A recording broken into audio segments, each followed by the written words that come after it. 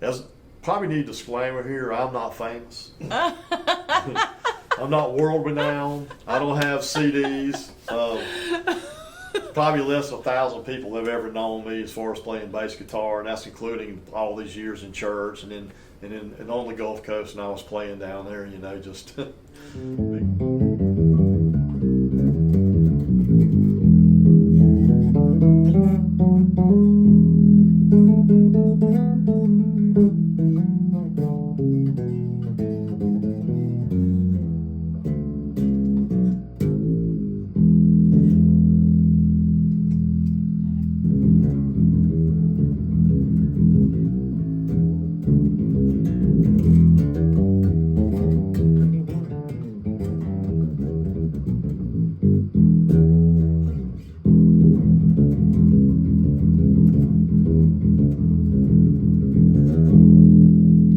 probably remember this song.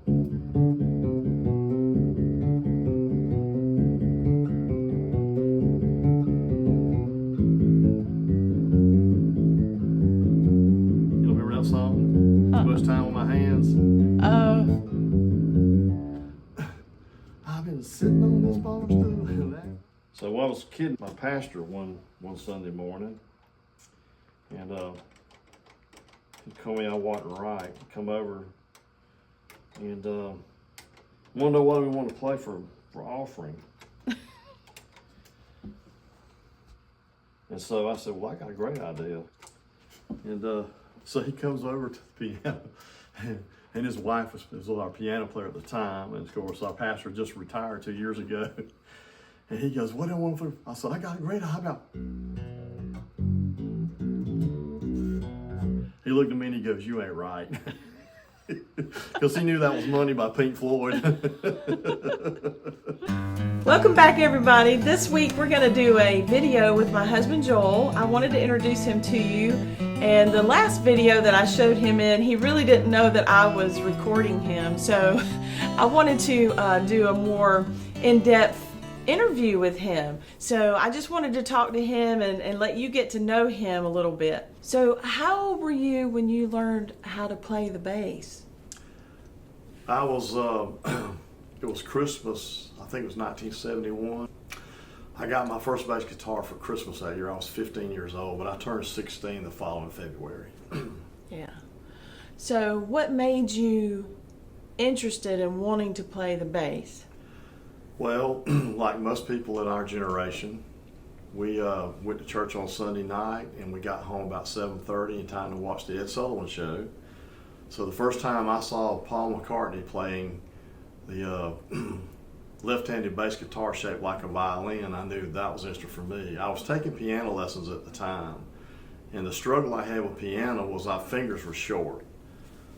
And, and I had a very mean piano teacher, which was my actual second piano teacher, and she would rack your knuckles with a ruler if you couldn't stretch and hit those keys. And if you cheated and tried to come over with your left hand to hit that note you couldn't reach with your right hand, she would rack my knuckles. My first piano teacher was Joyce Croft, which you know Joyce.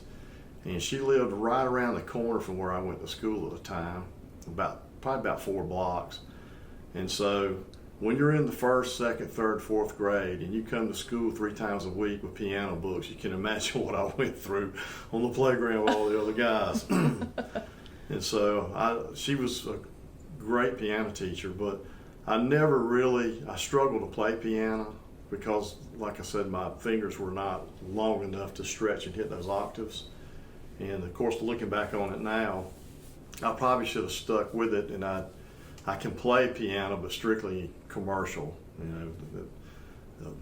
I can play Let It Be and I'm a Believer by the Monkees, those kind of things, which is what I did. The first band I ever played with was I played piano. So that's where I got going in music, because my dad was a prolific Southern Gospel quartet piano player and wanted me to follow in his footsteps. And if anybody doesn't know, Joyce Croft and her husband Colbert Croft, they wrote I Can't Even Walk Without You Holding My Hand, which is a really famous gospel song. I just wanted to throw that in there. Yes, they were prolific songwriters. They wrote a lot of a lot of songs that a lot of quartets recorded. Yeah. And she was a prolific pianist, but she loved my daddy's piano playing because they both, I guess, their champion of piano was Eva Mae Lefebvre, who was the first person in gospel music who had a classical music background. So she played Southern gospel music in a whole entirely different way, which inspired them. So getting back to bass, that's my first bass guitar was that Christmas, and my mother and daddy were young, and they had 2 boys, me and my brother. Of course, like all young couples back then, they were struggling to make ends meet. So I was just totally shocked that they got me a bass guitar. Now, is that the bass guitar? No. The first bass guitar I got was a Japanese made bass. It was like a little short scale Fender jazz bass, and it was called a Diaz, I think. And this guy had this bass guitar and a custom 100 watt bass amp that had 2 tens in it, and he wanted $200 for it. And Mike tells me, and we pull up, he goes, "Now you shut up, let me do the handle the deal here." So he got me that bass and that amp for $150. And I played this bass from 1973 to 1982. And so in 1982, I was able to buy this alembic here, which is a distillate, and that's in bird's eye maple. It's got a mahogany core. And I played that bass until 2 years ago when I retired, and we got me this bass here. Yes. And this is a Stanley Clark Signature Deluxe, and it's a great bass. That's a great bass guitar there too. And but after playing it for 42 years, I knew it needed, the frets needed to be worked on and all. So it was time to retire. So who was your biggest influence in playing the bass? Well, there's several people. Paul McCartney's where it starts. And a lot of people don't know that Paul McCartney is a really guitar player. So, but McCartney, being a guitar player, he approached bass guitar more melodic. Instead of just, you're playing, if you're in G, playing the 1 to the 5 or 4, you're basically a little one note thing that a lot of bass players are playing. He played more melodic guitar type lines on bass. So he's the guy that launched everybody. What is your favorite? I actually like some of all of it, to be honest with you. Certainly love the Yes, Emerson, Lake and Palmer stuff, the early Genesis stuff when Phil Collins was a drummer, not singing out front. I enjoy the Tyler Power, Earth, Wind and Fire. It's a whole different, it's more rhythm. Playing with a horn section and a drummer, that's a lot of fun. That was a lot of fun. And I like that too. But I even like the singer-songwriter stuff. I like playing the America and James Taylor and all that stuff. Also, and so I've always kind of enjoyed it all. The only thing I never liked was I never played. I was never in a hardcore country band. So because that just was, Willie and Waylon just wasn't my kind of thing. I was never interested in playing that type of thing because it's not challenging for a bass player. Now, the guys playing bass for those guys were probably great studio level people, but they weren't paid to play anything more, than simple downbeat bass, which most country music is. I would argue today's country music is really Southern rock. So what do you tell people when they're like, "I want you to teach me how to play bass"? What do you tell people?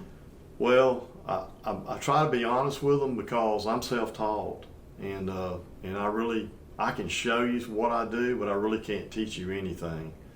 And if I knew what I was doing, I probably couldn't do it, to be quite honest with you. So tell me how you taught yourself.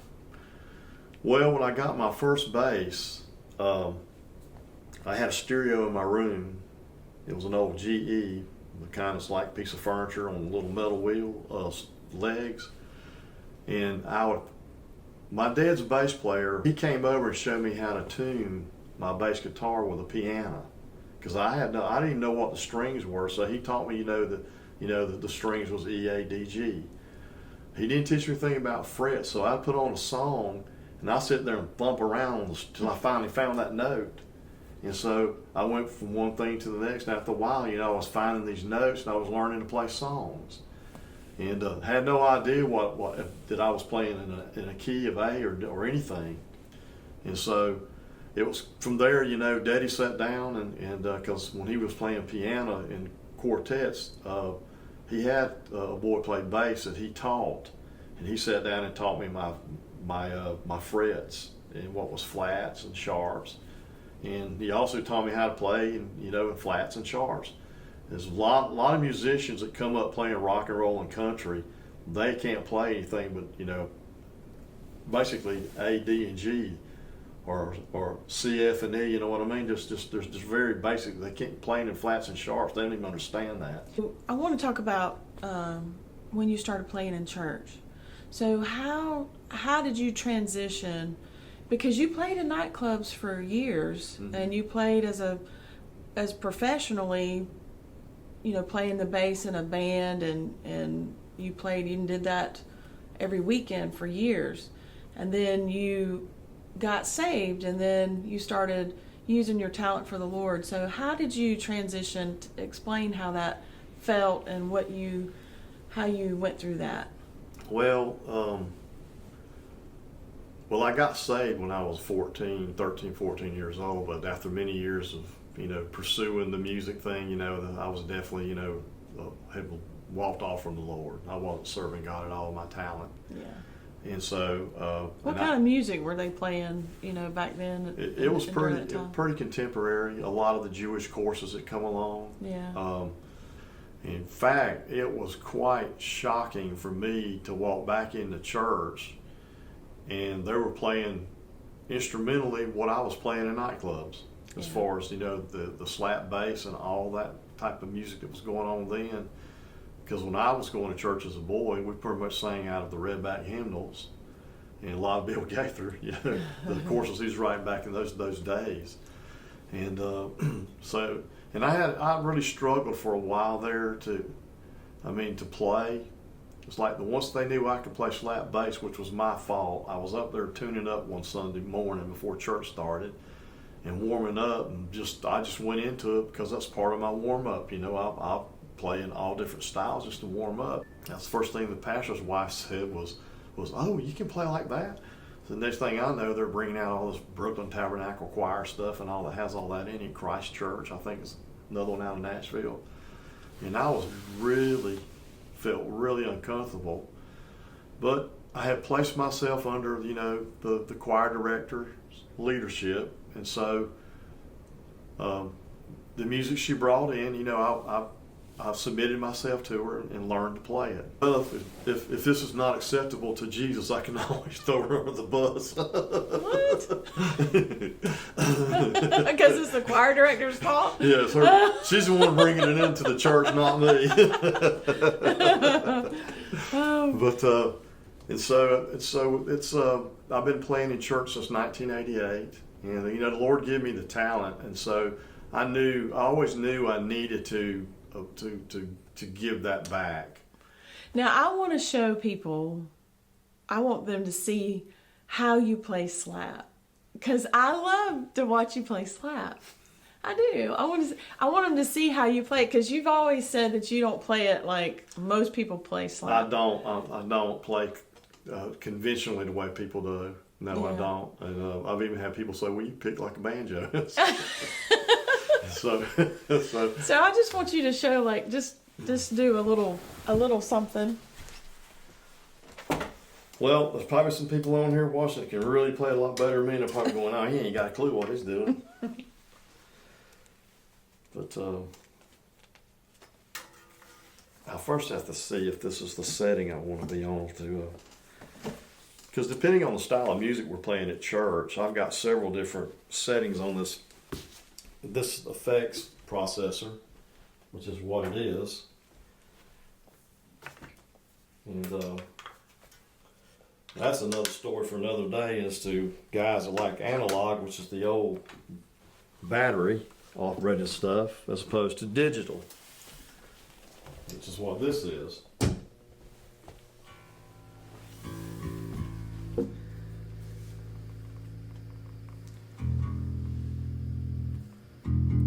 loud enough?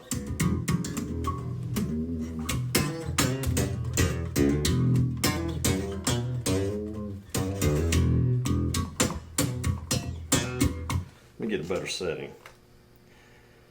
That's got too much bottom on it right there.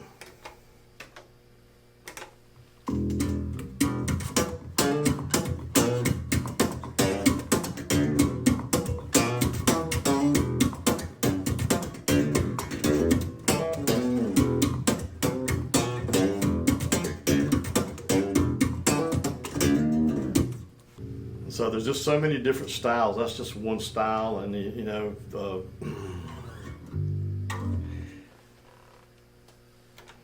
So while I was kidding my pastor one Sunday morning, and he told me I wasn't right. He come over and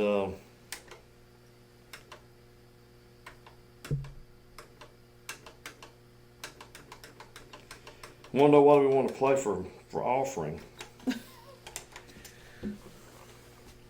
And so I said, well, I got a great idea.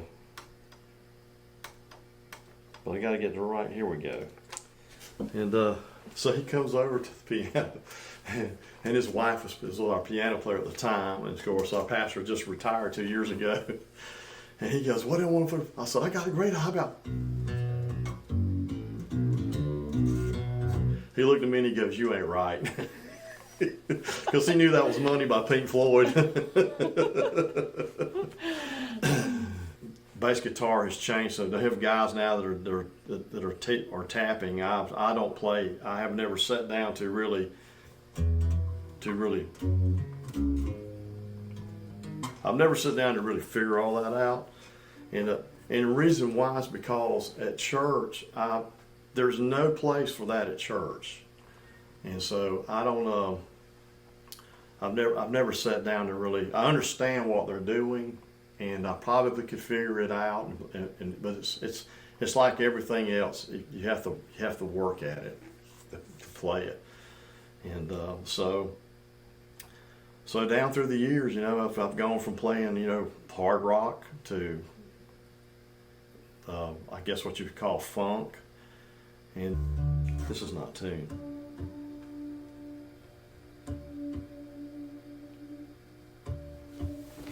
I want to show people what this. So what is it that you can do with this pedal?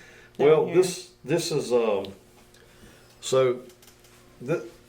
there's a lot of different tones in here. So this tone here, it says 70s and 80s fusion, but actually, if you listen to if you like Journey, this is the Journey tone.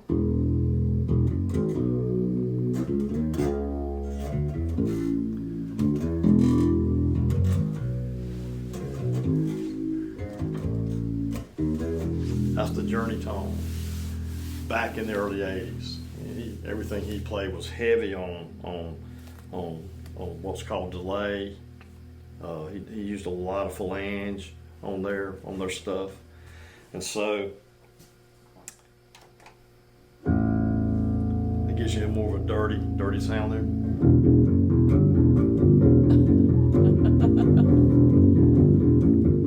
So that would be something that you would play if you got guys on synthesizers. So it's not actually a poly moog tone, but it's pretty close. Here I just got that kind of delayed kind of thing. So Emerson, Lake and Palmer opened their concerts up with Peter Gunn, and he'd always start off with this. You got this explosion of tone. It starts to fade out.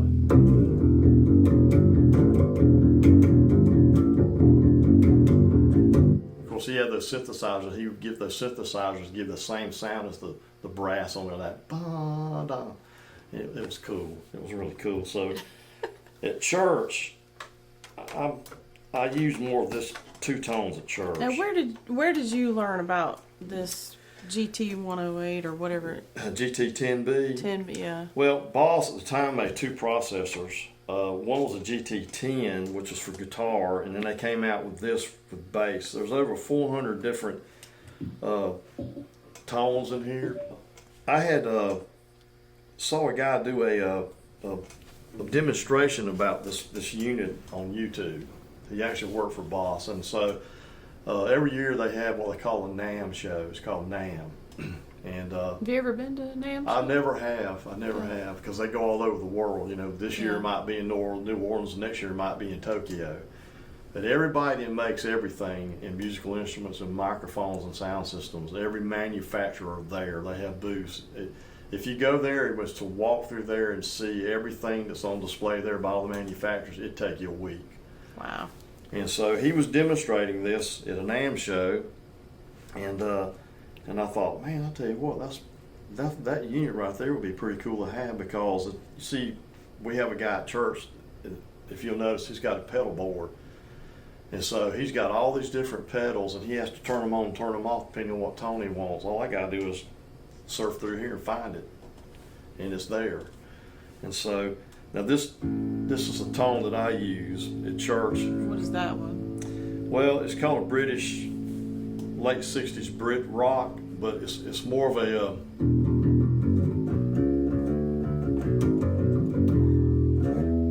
that's more of a Paul McCartney tone, but back in the '60s. But it's clean. It gives me like a piano clef tone, like a grand piano has. So I like it, and it works real well in church. But some of the stuff we're doing today, these guys will know what mids and highs are to save their life, because this is what they're playing. Notice the difference? It doesn't have that bright at all. But this is where they got from. That's where they get that tone from. Yeah. Is the other Southern rock stuff, and of course Led Zeppelin, you know, is where they get all that stuff from too. It's kind of the same type of bass tone. Yeah. But it's safe, because if you hit a borderline fret, like a lot of those guys are playing old Fender bass guitars like Precision Jazz, it won't pick that up. These pickups on this bass here, it'll tell on you real quick, and this is not a bass guitar for anybody to buy starting out, because these pickups are so sensitive. You hear all that? Mm-hmm. Well, I could do that on that bass there, and you'd never hear it. I can go up down those strings all day long, because those pickups aren't that sensitive. They're not going to pick this up. When I first got that bass, not only that, that's not a cheap bass. This is not a cheap bass. No. The value of this bass has gone up almost $3,000 from 2 years ago when I bought it.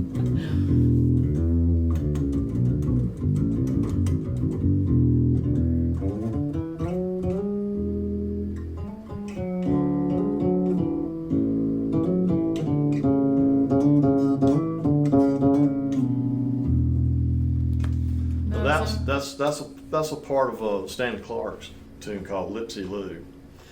And that song there, every great bass player everybody talks about today borrowed something off that one song. Every bass lick all these guys are doing.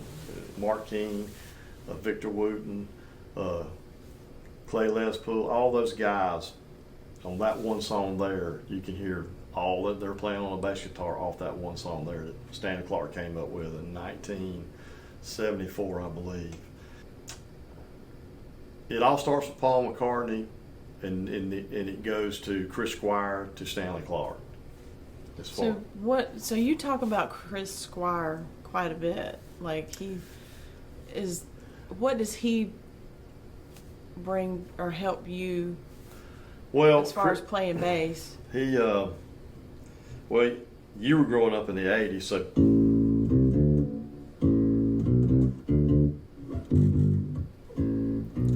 you would know that. Owner of a Lonely Heart. Owner of a Lonely Heart. But he also...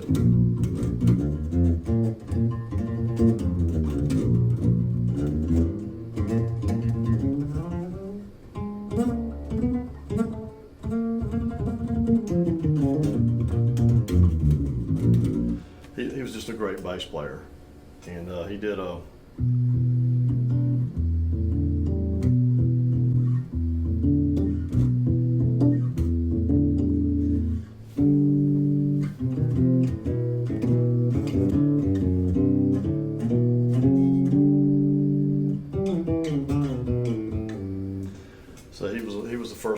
player who really started doing a lot of, he did a lot of lead bass stuff and all, and so he was just a phenomenal bass player.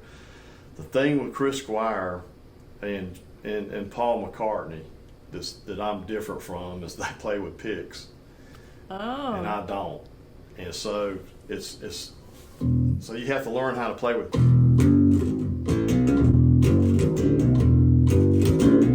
So I had to learn to play with my fingernails.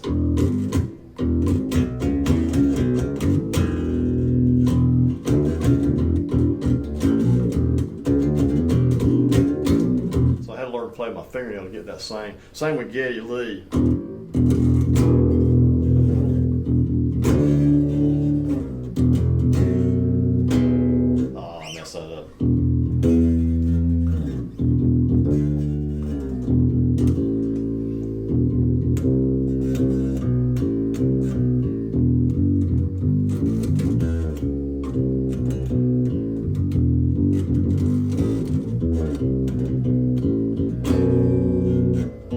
This is out of tune.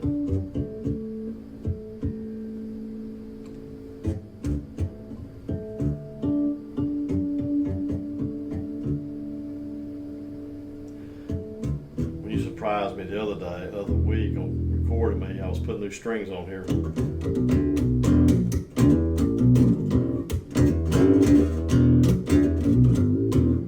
So I had to learn to play with my fingernail to make up for the fact that I don't play with a pick. But in order to get the same, tone that they're doing, I had to learn. And so there's a lot of rock stuff I played for years. I used to be a whole lot more on top of it now because I've been playing church music since 1988. And so no need to come in here and sit and play with Yes records and Jethro Tull records and all that stuff like I used to. Now I still remember some of the which is their most famous song, Jethro Tull's Aqualung is.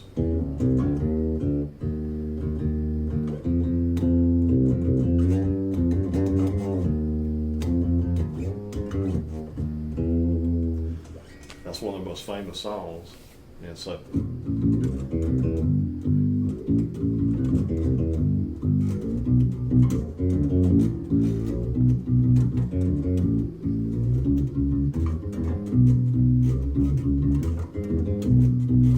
that was I think Mary, I think was the name of that song off of their same album. But those are hard bass licks to play because that's more of a guitar lick. So, and I progressed out of that to Jeff Beck and what he was doing, which was more of a jazz rock fusion thing, and he was.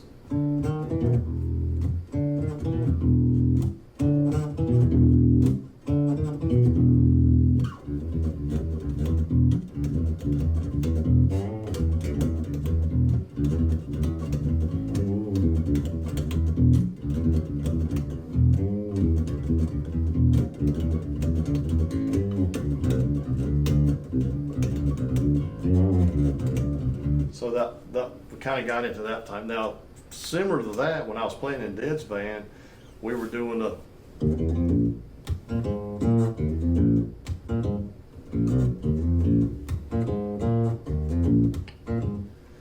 So the Average White Band comes out and they kind of do a little fusion, and the song was called "Pick Up the Pieces." It was a strictly instrumental, and so that was the kind of bass line he was doing.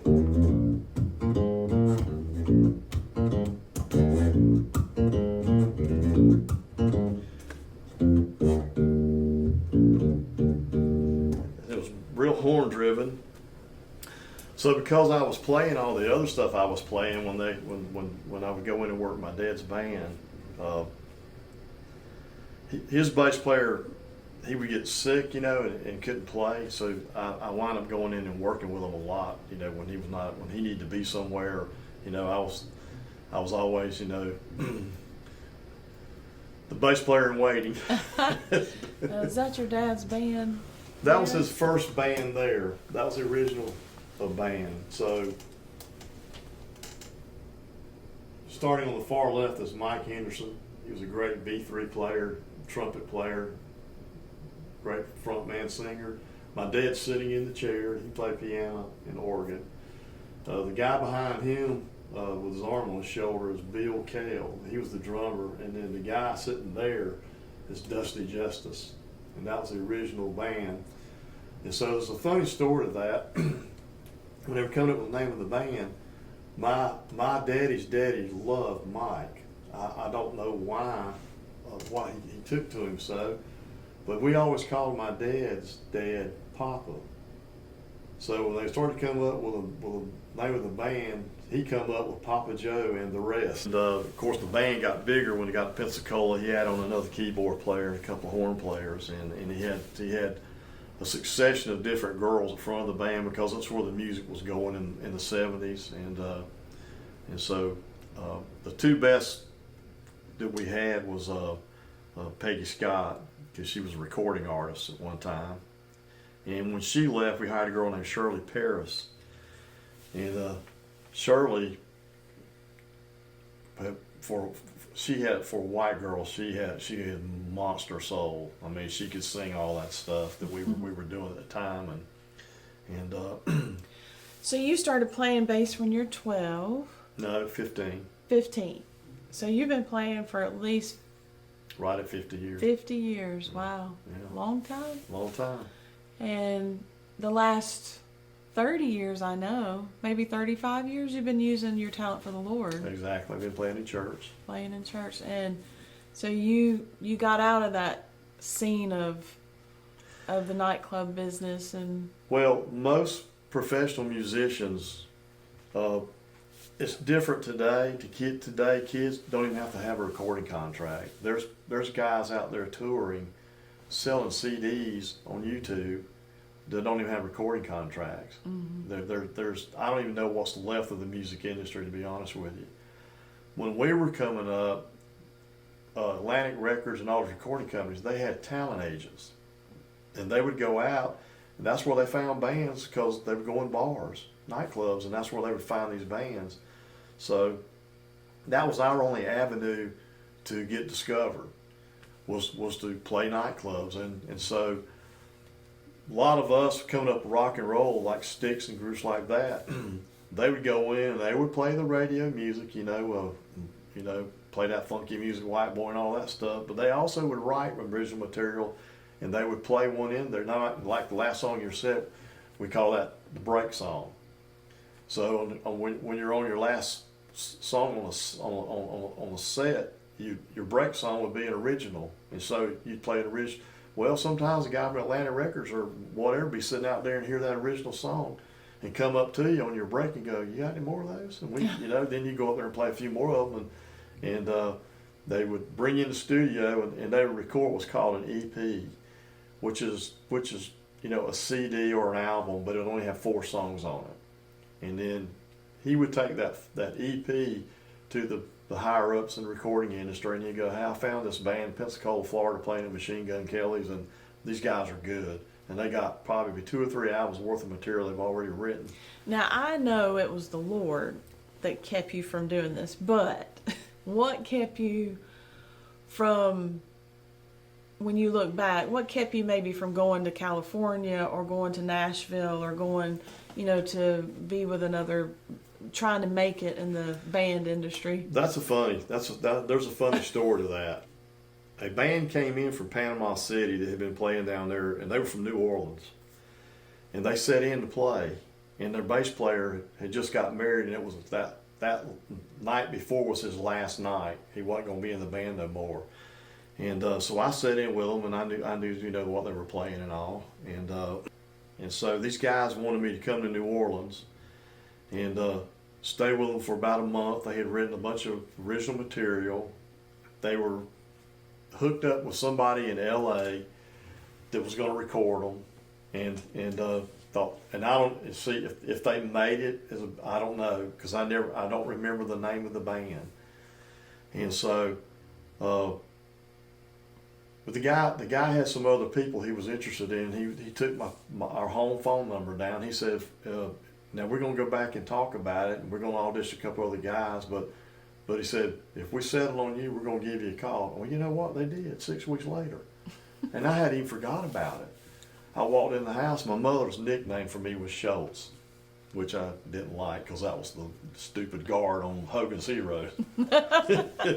And so I walked in and she said, Schultz, she goes, a guy called from and left you his phone number. He said that you sat in with their band a few weeks ago and he wants to talk to you about coming and playing bass with them. And so I sat there for a minute and thought about it. I thought, oh yeah, I think I remember. I mean, you're playing in a club, and because everybody knows somebody famous, even if they don't. They're I met Mickey Thomas one time.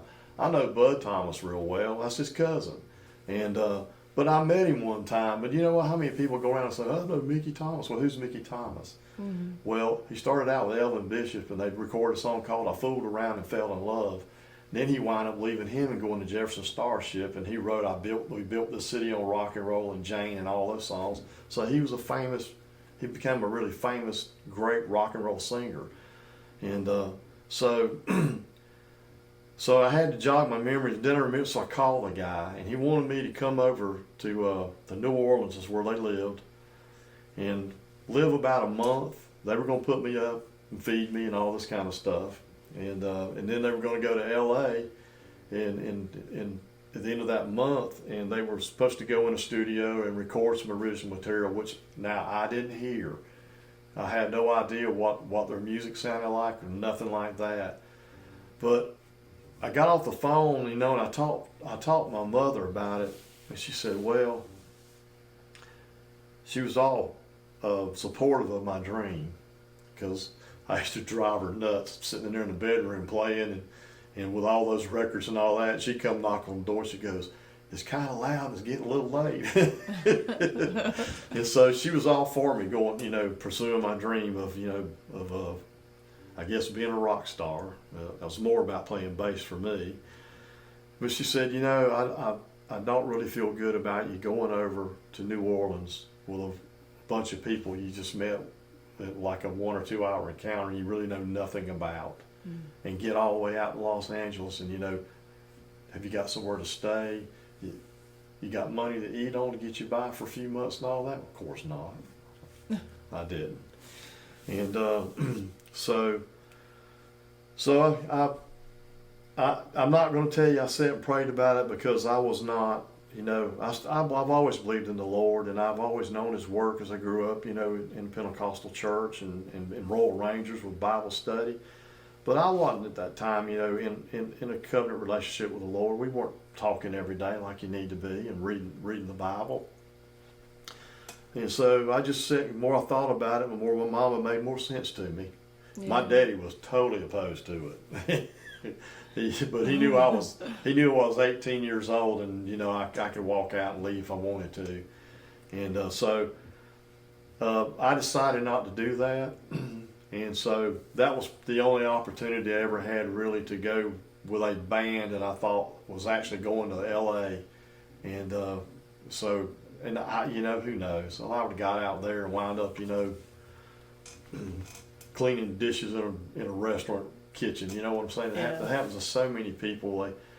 They go to L.A. and of course back then the rock and roll center was L.A. or London. Nashville's always been country, and it was Capricorn Records. Was in Macon, and where all the Allman Brothers and all those guys. Well, that label had dissolved, and so years later, when I got this amp right here.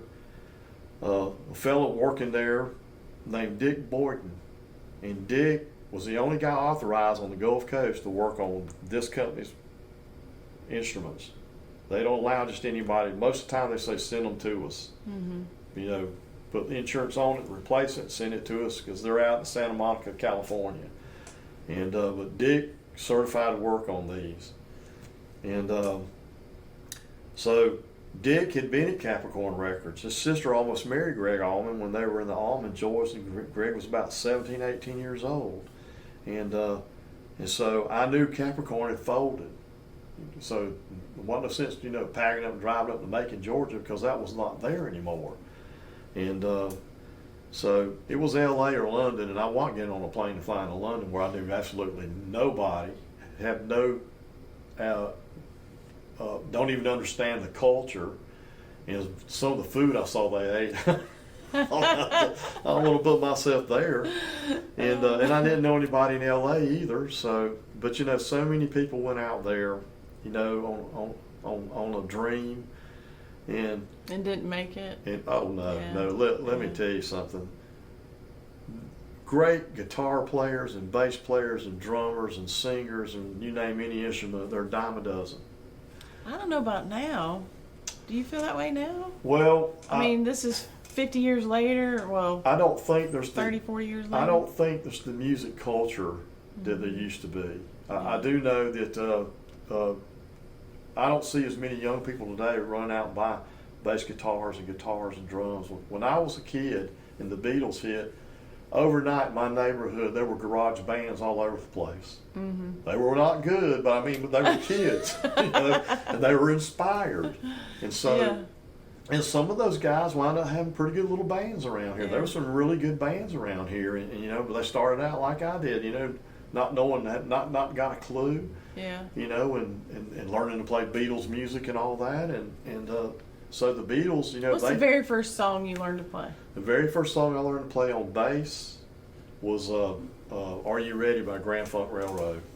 Can you still play it?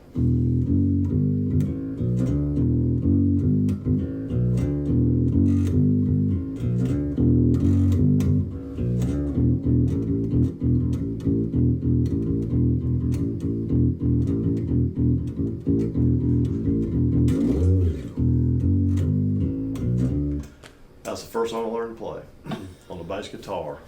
Oh.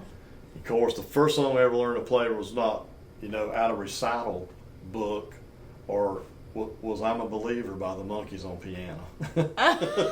The first practice I had with the Reflections, that was the first song they were learning because that was what was on the radio. And so, yeah. you know, we were singing these little, you know, around here there were two birthday parties that were important to girls: when they turned 13, when they turned 16. Yeah. So on their 13th and 16th birthdays, their dads would throw this big, you know, coming of age party, and they'd hire a little local band. So, you know, we were playing those little birthday parties. I remember that song. Hey, I'm a believer. I wouldn't leave her if I tried.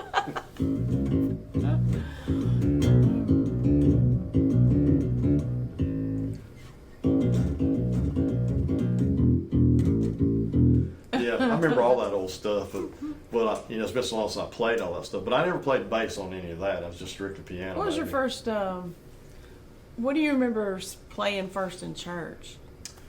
A song that totally horrified me.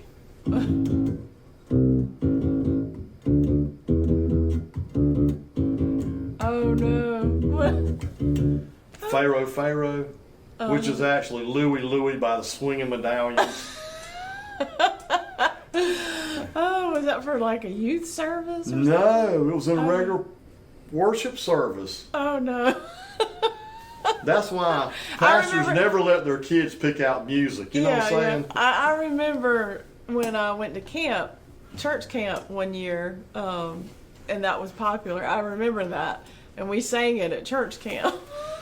But I never knew that it was sung like in church, like service for worship. So. Well, I'll tell you a little funny story. When we came up here, we opened up a rock and roll club because there was not anything here like that. And so we used to have these guys from South Carolina come in. And the name of the band group was called Kinfolk. And one night, they had two prolific guitar players. Those guys, I mean, those guys were great. But they had to take turns playing bass guitar. So what they did was, you know, the guy that really wanted to play guitar on this song, the other guy agreed to play the bass and vice versa. So they walk up to me one night because they knew I could play bass. And they said, "Hey man, can you play Whipping Post by Allman Brothers?" I go, "Yeah." He said, "Can you come up here and sit in with us?" So I went up there and played it. And so my dad got so mad because he thought I was auditioning for him. And I was supposed to be there helping working and all that. And I go, "No, I'm not auditioning." Well, it turns out they were interested in talking to me about it. And but you know, I wasn't interested at that time. Of, you know, I was already in my 30s. It was like, You know, in the music industry, there's outliers out there who made it in their 40s and late 30s, but generally speaking, if you're pursuing the music industry, if you're not made a record and got a contract by the time you're in your late 20s, at least at the oldest in your early 30s, there's too many people coming behind you. And the music changes so fast that by the time you get that shot, you might be out. You can be in vogue 2 years ago, and you're already old and outdated 2 years later. And but I back to your question about, I don't think there's as many people out there pursuing music. I think there's probably right now that in the last probably 10, 15 years, there's certainly a lot more going on with country music. But I would argue that that's not really country music. It's Southern rock. Mm-hmm. It's more than anything. Yeah. From what I remember being a young girl, it's the country is totally different. Well, they call it new country. They call it that, but it's obviously that those guys grew up on Leonard Skinner and the Marshall Tucker Band and the Outlaws out of Florida, because all the stuff they're doing is something. Now Leonard Skinner was far more Southern rock band. Marshall Tucker and Outlaws really were more country rock, and I would say even the Eagles probably is real more influential than a lot of those guys do. Yeah. And you Take It Easy and all those songs they did in the 70s, that's pretty much where country music is now. And so it's just it's a shame, because you don't know how good a musician is, you don't know how good a singer is, because now they have what are called Pro Tools. And you can walk in a studio and you can lay down the verse and the chorus, and that processor will take that through Pro Tools, and so now you're done. Mm-hmm. And it'll repeat that verse and that chorus as many times as they want to on that song. And you can bring somebody in to sing, and they can be flat, they can be sharp, but that Pro Tools will clean all that up. Did you ever do any type of studio Never work? have. No, I've never been an opportunity to do it. Yeah. I've never lived anywhere near a studio, so to answer that question is, as probably need a disclaimer here, I'm not famous. I'm not world renowned. I don't have CDs. Probably less than 1,000 people have ever known me as far as playing bass guitar, and that's including all these years in church and on the Gulf Coast, and I was playing down there. Just biggest crowd I ever played to was probably about 900 people. But I've always strived to be. I've always thought I could be as good as Paul McCartney and Chris Squire and all those guys. And I never thought that they were playing stuff that was unattainable for me to play. So would you say that your passion in life, I know there's a lot of things, but your main passion, would you say that that's been playing bass? I would say, yeah. Yeah. Because I think your passion always comes down to what you do best. Yeah. And I certainly play a bass guitar better than I do anything else. Well, I think the Lord's given you like the talent, Well, to play. absolutely, and absolutely. So, there's a lot of people that have talents that don't necessarily use their talent for the Lord. Yeah. But yeah, so. Well, I look at it this way: God gave me the talent and the ability to do it, but you still have to work at it. Yeah. You know what I mean? You don't roll out of bed and and be a concert pianist. You may have the ability and the talent to develop it, but you always got to develop it. God gave Israel the promised land, but they had to go and secure it too. Right. Yeah. They just didn't walk in, everybody go, oh, here comes them Israelites. I guess we better get out of here and give this piece of dirt to them. It wasn't that way. They had to fight for it. That's right. That's right. And so it's that way with anything in life, as far as I'm concerned. Yeah. Same with you. Your ability to sing. Yeah. And God gave you that anointing and gave you that voice, but you still had to develop it and work at it. Yeah. Yeah, no, it didn't come natural. Oh, I know. There's nobody in your family, I think, has any musical talent. But No, it did not come natural. I had to sit and listen to a song over and over again and record myself so that I could hear if I was on pitch or not, and till I could tell that I was not flat, as singing. So, and that's what I thought, like, didn't you say one time that when you were learning to play bass, you would sit and listen to records and try to pick it apart and Oh yeah. play it over and over until you got the right. Well, if you want to learn the intro of a song, you play. You have to lift that needle up off the turntable, and figure out, well, okay, what key we in here, and then you have to learn those lines that they're playing. That's how you had to learn how to play bass, or guitar or drums on any of that stuff. These kids today have YouTube. They have people. I can go on there now and see songs people are playing, and some of them are saying that are showing people how to play stuff. Sometimes they're not even playing it right. I'm like, that's because you dissected those songs note for note, because, right? If you're going to go old school, you know what I'm saying? Yeah. And young guy trying to go old school and saying, well, this is how this song is played. I'm sitting there going, no, you're missing a note there. A lot of times they skip that open D on there. Now do this.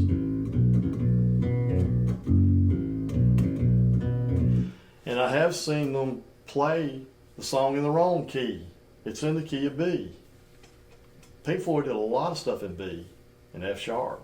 So same with the Beatles. Beatles did a lot of stuff, not in your standard EA. They played a lot of those were unusual keys for pop music, especially. And so if you're going to go old school, I've seen guys did this wrong. And when you go to the verse, they don't play that part. They'll just do the.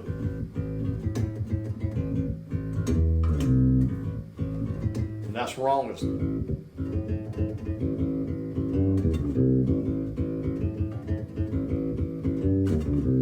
And the reason why what song is that? That's Whipping Post. And the reason why that I always put so much into learning to play songs, because professional musicians, we all have this standard.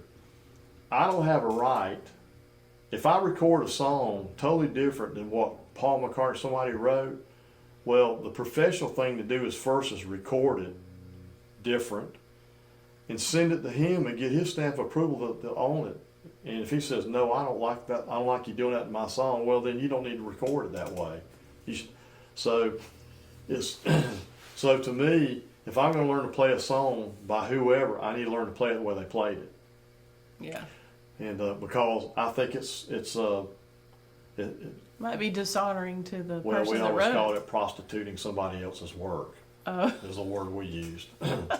And so it's and if you can't play it, don't play it. Yeah. That's, yeah. Well, that's kind of like if you can't sing high and soprano, like if you can't hit those notes and you're just flat, don't sing them. Like that's how I feel about it when it comes to singing. And I'm not an opera singer or anything. I do sing first soprano, but I just think that if you can't hit it, you just shouldn't sing it. It pains me to see people try to do things they can't do. And the bad thing about that is a lot of times they don't realize it, and it's bad, and I'm embarrassed for them, because people out sitting in an audience listening to a performance of vocal or instrumental, there's one thing they know. They might not know quite what you're doing. They might understand, the technique involved in singing and playing, but there's one thing they know. They know when it's bad. Yeah, that's true. They know when it's bad. And so, for me, God deserves our best.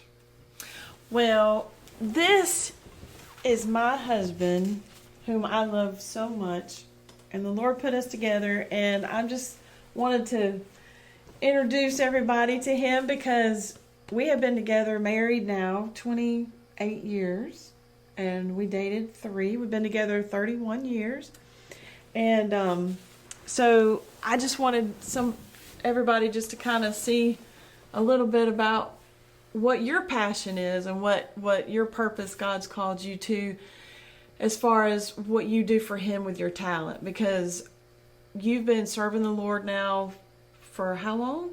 Since 1987. Yeah, since 1987, and you've been playing in church since that long. 1988. Yeah, and so you've been using your talent for the Lord, and I think you need your own YouTube channel, honestly, because I think he could really give a lot of wealth of information. Now, if anybody needed a lifeline for Who Wants to Be a Millionaire, he would be the one for music.